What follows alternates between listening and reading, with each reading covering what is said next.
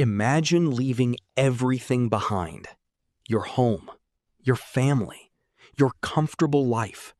Thousands of miles of unknown, brutal terrain ahead of you. Enemies who will stop at nothing to destroy you. Disease, starvation, and betrayal waiting at every turn. Now imagine doing all of this because God told you to. This is not fiction. This is not mythology. This happened. In the year 1096, hundreds of thousands of ordinary men, women, and even children picked up weapons and marched toward one of the most dangerous places on earth. They called it a holy mission. History calls it the First Crusade. And what happened next changed the world forever. A world on the edge. To understand the First Crusade, you must first understand the world of the late 11th century. It was a world cracked down the middle. On one side, Christian Europe, feudal, fractured, and desperate. Kings fought kings, lords fought lords. Poverty was everywhere. The church was the only true unifying force across the continent. On the other side, the Islamic world, powerful, expanding, and fiercely protective of its holy lands. The Seljuk Turks had recently exploded onto the scene, sweeping through Persia, Iraq, and into Anatolia, what we now call Turkey. In the middle of all this tension sat one city, one name that both worlds considered sacred: Jerusalem. For Christians, it was the city where Jesus Christ was crucified, buried, and resurrected. For Muslims, it was Al-Quds, the noble sanctuary, the third holiest site in Islam. For centuries, Christian pilgrims had been traveling to Jerusalem with relative peace. But when the Seljuk Turks took control of the region, those pilgrim routes became dangerous. Reports of pilgrims being attacked, robbed, and even killed started reaching European ears. The tension was building. All it needed was a single spark. Pope Urban II's famous speech. That spark came on November 27th, 1095, in a field outside the French city of Clermont. Pope Urban II stood before a massive crowd and delivered one of the most consequential speeches in human history. He described the suffering of Christians in the East. He spoke of sacred sites being desecrated. He called upon the knights and warriors of Europe to stop fighting each other and instead march to reclaim the Holy Land. His words were electric.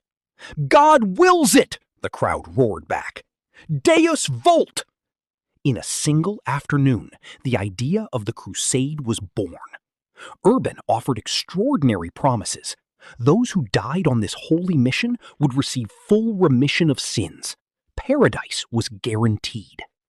The response was immediate, overwhelming, and honestly, terrifying in its scale. The Prince's March.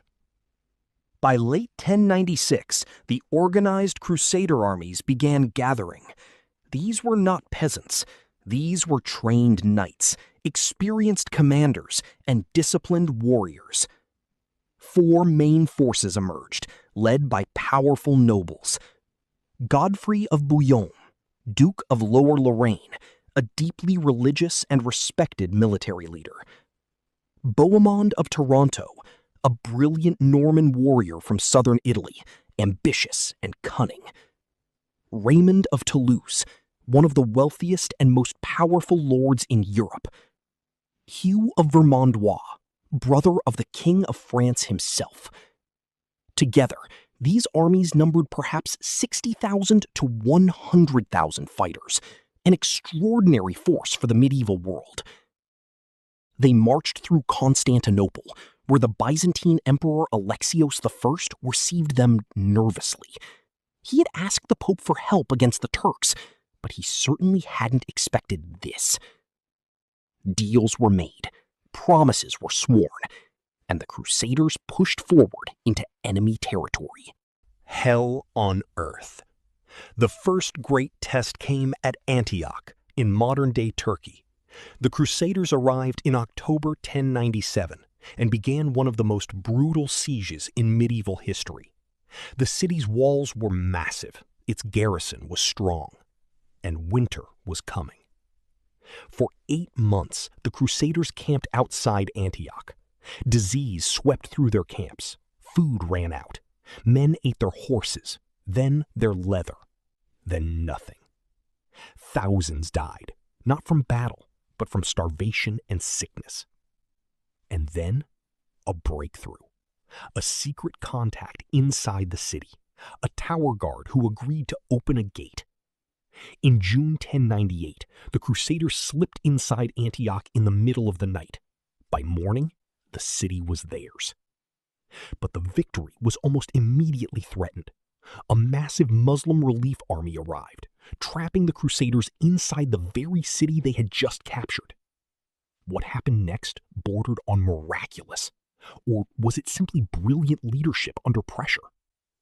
A priest named Peter Bartholomew claimed he had received a vision revealing the location of the Holy Lance, the spear that pierced Christ's side at the crucifixion.